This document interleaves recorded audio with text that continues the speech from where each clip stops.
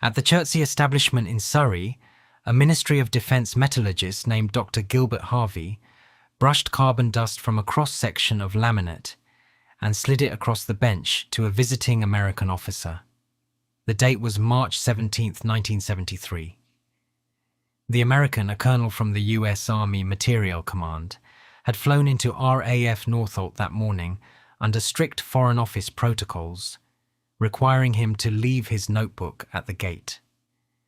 What he was permitted to see and not to sketch was a composite sandwich the British called Burlington, a code name the Americans would soon replace in their own internal traffic with the name of the Surrey town where it had been perfected, Chobham. The fighting vehicles research and development establishment sat on requisitioned Second World War land off the Chobham Road, a cluster of low brick sheds behind a chain-link fence guarded by MOD plod with Alsatians. Inside Shed 4, since roughly 1965, a team under Dr. Harvey and the ballistics specialist John G.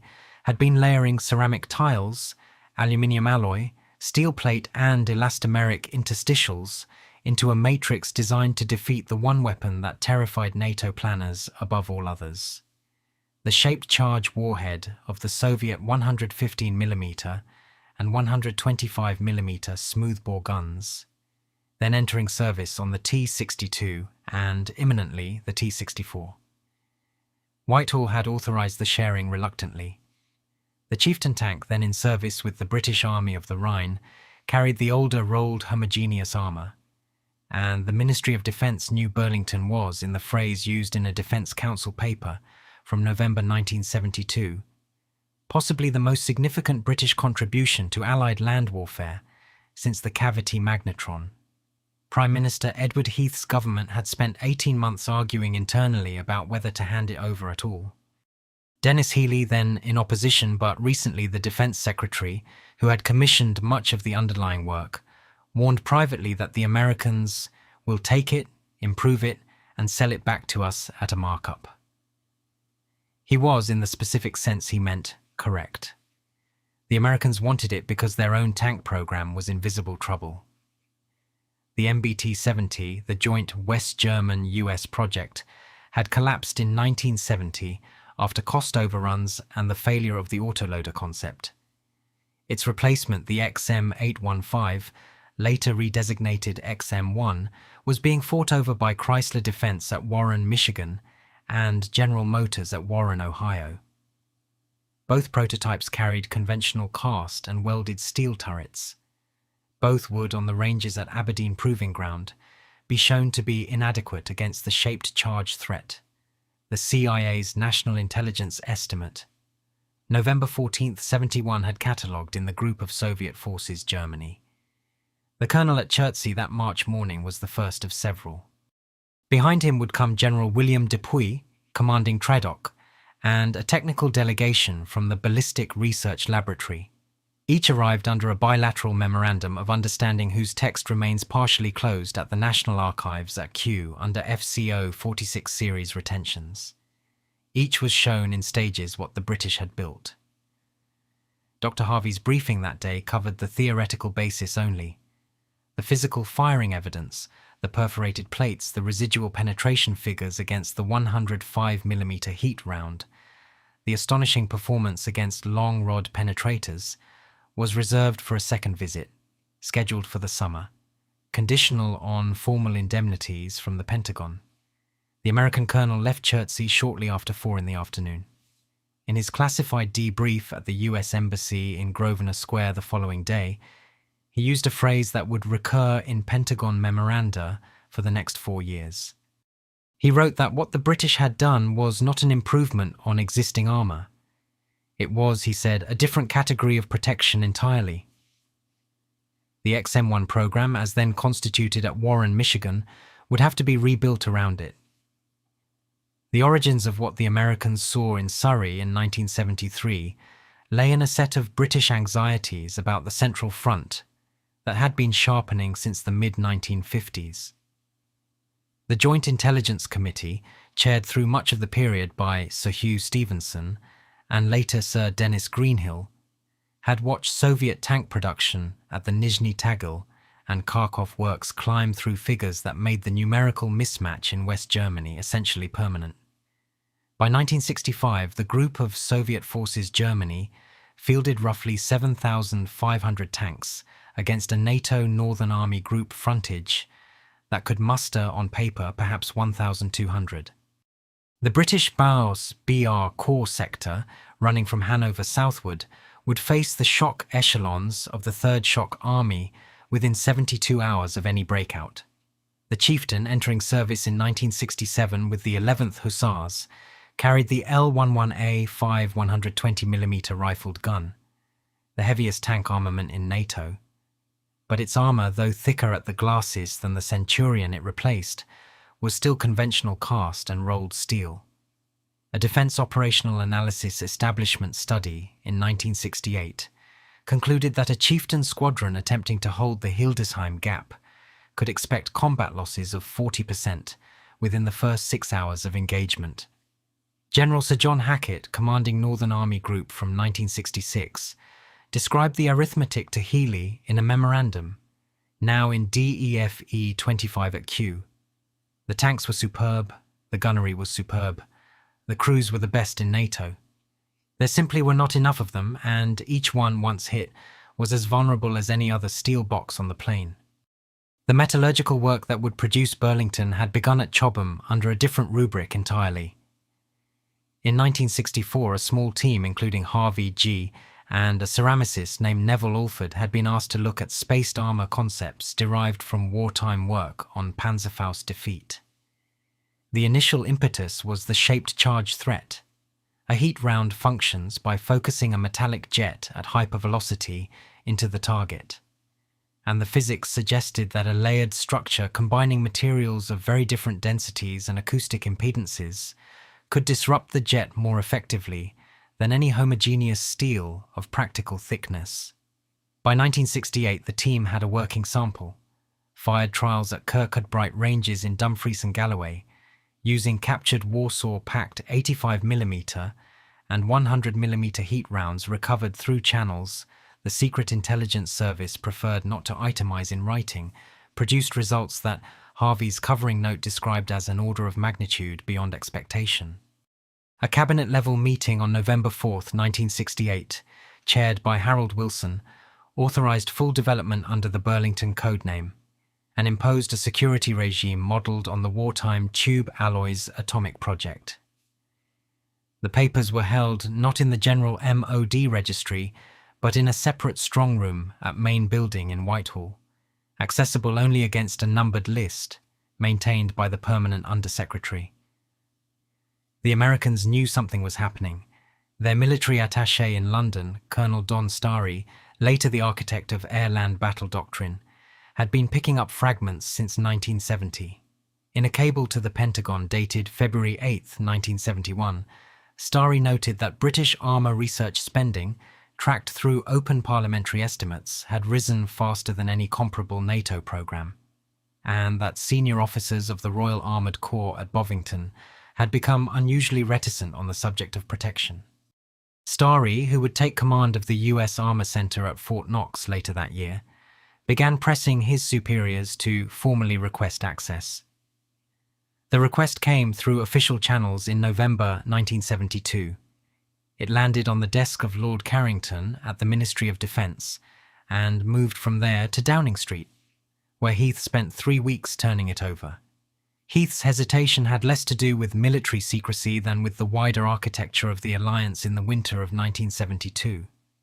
The Prime Minister had spent political capital taking Britain into the European Economic Community, signed on January 22, 1972, and scheduled to take effect on January 1, 1973. His relationship with the Nixon administration was correspondingly cool. Henry Kissinger, in his memoir of the period, records his frustration at Heath's refusal to treat the special relationship as automatic. The offer of Burlington to Warren, Michigan, was therefore at Downing Street, freighted with considerations that had nothing to do with tank armour. The Foreign and Commonwealth Office argued for release. Sir Thomas Brimelow, the permanent Undersecretary, produced a submission on December 14, 1972, arguing that British influence over the future shape of NATO ground forces depended on being indispensable in exactly this way. The Ministry of Defence, in the person of Lord Carrington, was more cautious. The Chief of the Defence Staff, Admiral Sir Peter Hill Norton, warned in a minute that once the Americans had the composition, British bargaining leverage on other programmes, nuclear cooperation under the 1958 Mutual Defence Agreement chief among them, would erode. The Chief of the General Staff, General Sir Michael Carver, took the opposite view. NATO's central sector was a single military problem, and the more American tanks that could survive a shaped charge hit, the more likely his own IBR Corps was to survive the second week of a war. Carver's view prevailed. On January 8, 1973, Heath signed a directive authorising a phased technical exchange, subject to two conditions. The first was that the Americans commit in writing to what the directive called no third-party disclosure without prior UK consent, a clause that would later constrain American sales of the technology to Egypt, Saudi Arabia, and in due course other Middle Eastern purchasers. The second was that Chrysler Defence and General Motors, the two competing XM1 contractors, would receive the information only through a US government intermediary, never directly from British sources. The Ministry of Defence would deal with the Pentagon. The Pentagon would deal with Detroit. The mechanism was formalised in the Anglo-American Memorandum of Understanding on Advanced Armour, signed in Washington on February 22, 1973, by the British Ambassador, Lord Cromer, and the US Under-Secretary of the Army. The document, still partially retained at Kew, ran to 28 pages of technical schedules. It committed Britain to disclose the theoretical basis, the material composition to a specified level of detail, and the ballistic performance data. It committed the United States to fund a portion of continuing British research to share American work on depleted uranium penetrators, then classified at the same level as nuclear warhead physics, and critically to pay a royalty of a sum then estimated at around $60 million on each production run of any American vehicle incorporating the technology. The royalty clause, negotiated by Ministry of Defence officials led by Sir Herman Bondi, the chief scientific advisor, was regarded in Whitehall as unusually favourable. In the event the sums actually paid over the life of the M1 programme would fall well short of the Treasury's initial projections, a matter of considerable irritation to the Public Accounts Committee in the mid-1980s. Colonel Starry, by then commander of the US Army Armour Center, arrived at Chertsey on April 6, 1973, for the second and more substantive briefing. He brought with him 3 officers from Aberdeen and a civilian metallurgist from the Ballistic Research Laboratory. The British showed them, this time, the fired plates. The plates were laid out in a covered range at Kirkcudbright, on the Solway Firth, where the British had been conducting live fire trials since 1969. The site was chosen for its remoteness and for the sea-facing butts, which allowed penetrator fragments to disperse into the Irish Sea rather than into neighbouring farmland. Starry's party arrived by RAF transport at Prestwick and were driven south under escort by a detachment of the Royal Military Police. The trials they witnessed over 3 days in April 1973 involved firing the L7 105mm guns standard heat round, the L28, at Burlington samples at ranges from 500 to 2,000 metres. The results were, in Starry's later phrase, physically shocking. A Burlington sample of a thickness that in conventional rolled homogeneous armour would have offered protection against perhaps 300 millimetres of shaped charge penetration was defeating jets calculated at 600 millimetres and above. Against long-rod kinetic energy penetrators, the tungsten-cored APFSDS rounds that were, in 1973, the emerging threat from the Soviet 125mm 2A46 gun. The performance was more modest but still substantially superior to steel. The Americans watched a fired plate being lifted from the butt, saw where the jet had been broken up in the ceramic layer and diffused across the aluminium backing, and understood that their entire prototype program at Warren was, in terms of protection, obsolete. Starry cabled Washington the same evening from the American consulate in Edinburgh. The cable, declassified in redacted form in 2001, informed the Chief of Staff of the Army, General Crichton Abrams, that the British material transforms the survivability calculation for any main battle tank of Western manufacture.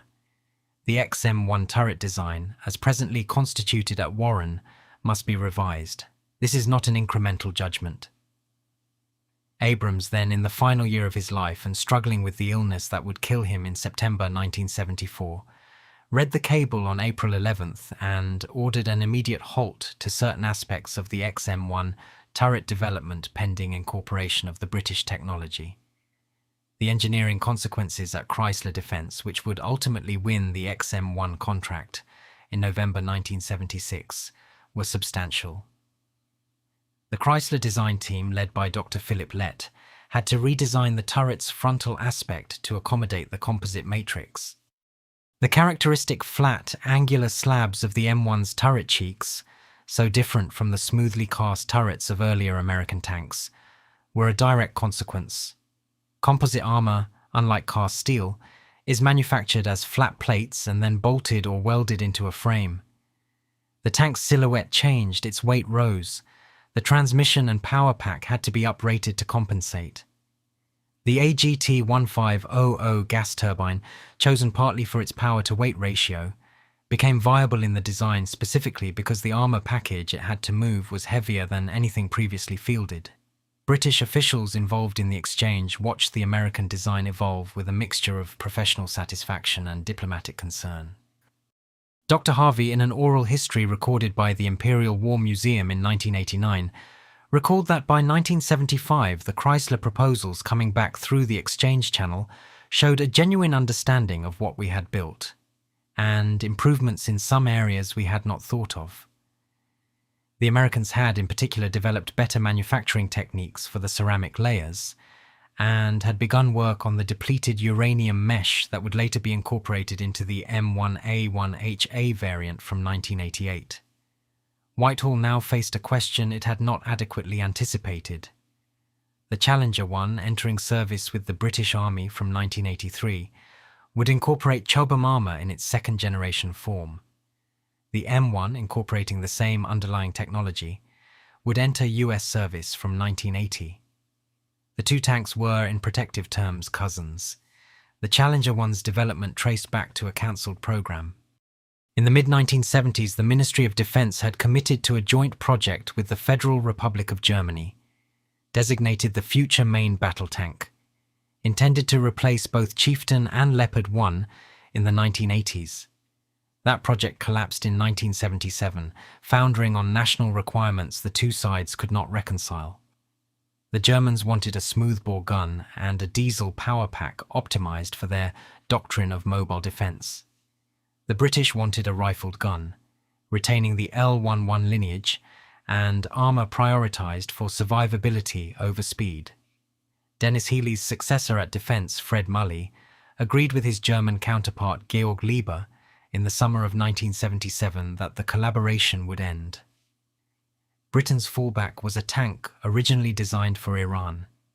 The Shear 2, being developed by Royal Ordnance Leeds for the Shah's army, incorporated Chobham armor in a hull and turret configuration that could, with modifications, be adapted for British service. When the Iranian Revolution overthrew the Shah in February 1979, the order was cancelled. The Callaghan government, in its final months, authorised the conversion of the Shear 2-line to British specification. The result, redesignated Challenger, was accepted for service in March 1982 and issued first to the Royal Hussars in BAOR from December 1983. The Challenger's Chobham package was more advanced than the version disclosed to the Americans in 1973. 9 years of continued research at Chertsey had refined the ceramic composition, improved the elastomeric interstitials, and, critically, extended the protection to the hull sides and, in more limited form, to the turret rear.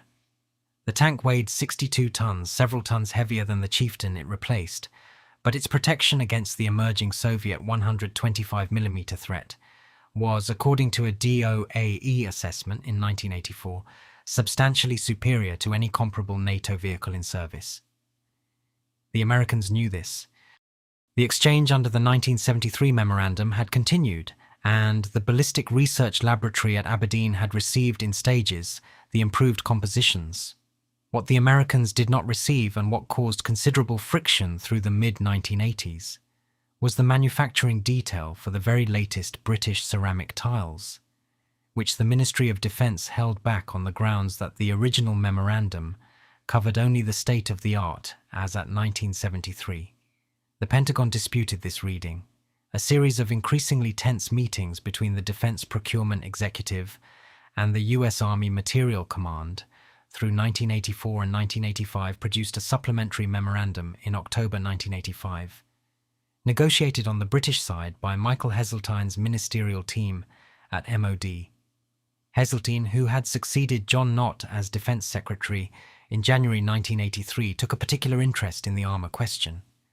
He regarded the Chobham technology as one of the strongest cards Britain held in transatlantic defence relations, and was resistant to what he described in a private minute to Margaret Thatcher as giving away the family silver in return for warm words about the special relationship. Thatcher, who by 1985 was pursuing her own complicated relationship with President Reagan over the Strategic Defence Initiative, agreed.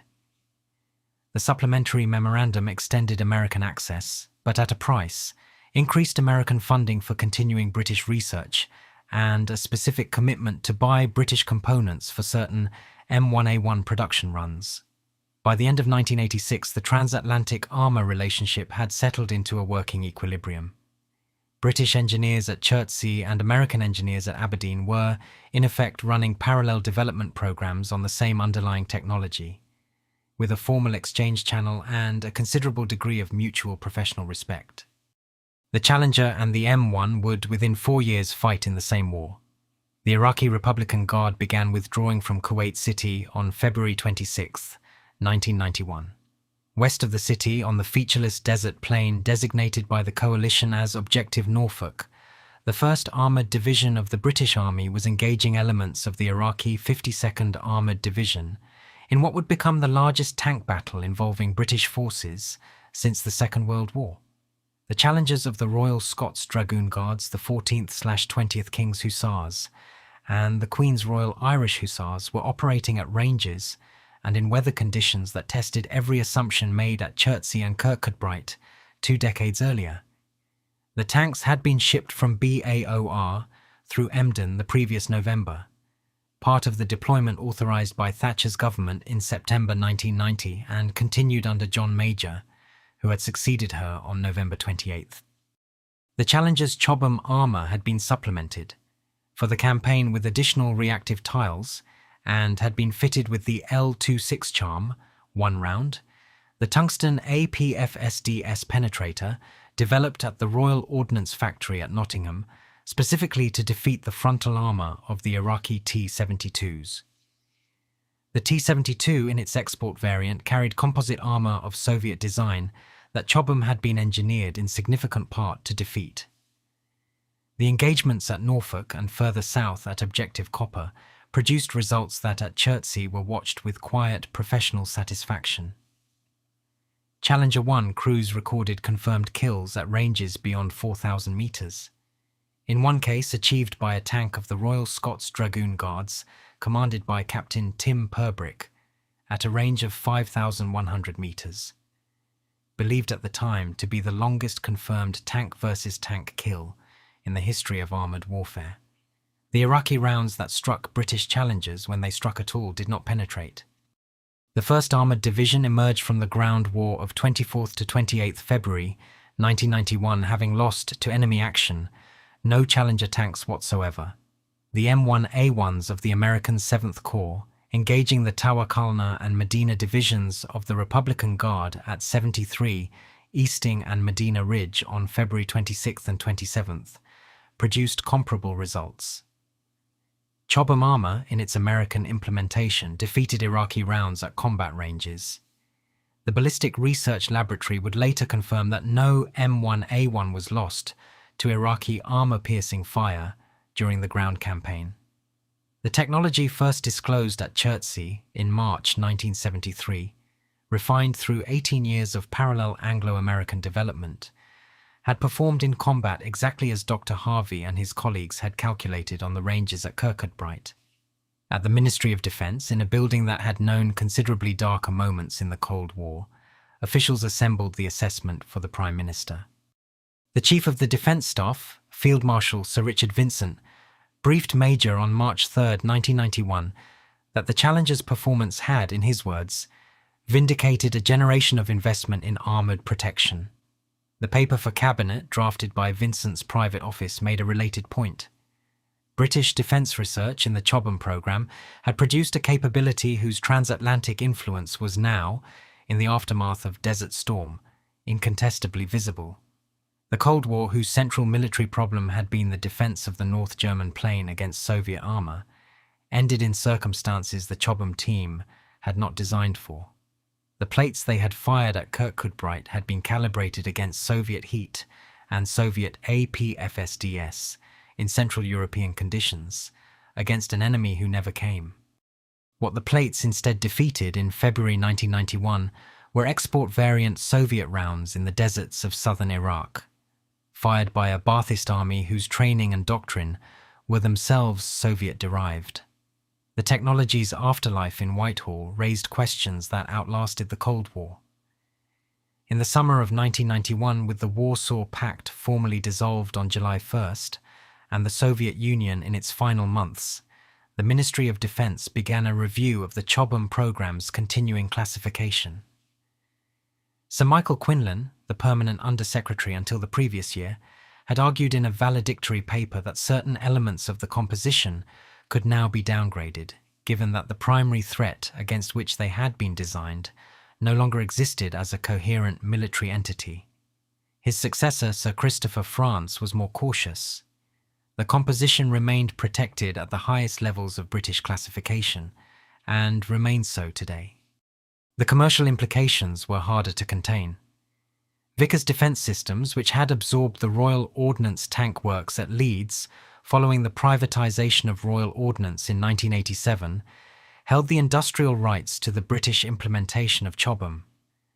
Vickers was pursuing export orders for the Challenger 2, then in development, and later for variants of the Challenger 1 upgrade. Every export sale required under the 1973 Memorandum and its 1985 supplement, consultation with the United States. The Americans similarly were exporting the M1A1 to Egypt from 1988, and later to Saudi Arabia and Kuwait, and each sale required British consultation. The two governments had in effect become co-trustees of a technology whose battlefield relevance was, if anything, increasing in the post-Cold War environment. Sir Percy Craddock, Thatcher's foreign policy advisor and former chairman of the Joint Intelligence Committee, wrote in a private memoir circulated within Whitehall in 1993 that the Chobham story exemplified something he regarded as characteristic of British Cold War statecraft: the willingness to trade specific technical advantages for structural influence within an alliance Britain could not dominate, but could not afford to leave. Craddock, who had been present for none of the specific decisions but had watched their consequences across three governments, considered the exchange to have been, on balance, favourable to Britain. Others disagreed. Sir Frank Cooper, the former permanent Under-Secretary at Defence, argued in evidence to a Commons Defence Committee inquiry in 1994 that the royalty structure agreed in 1973 had substantially undervalued the technology in what he called the most consequential technology transfer of the Cold War in the ground warfare domain. The historical judgment is complicated by what remains closed at Q.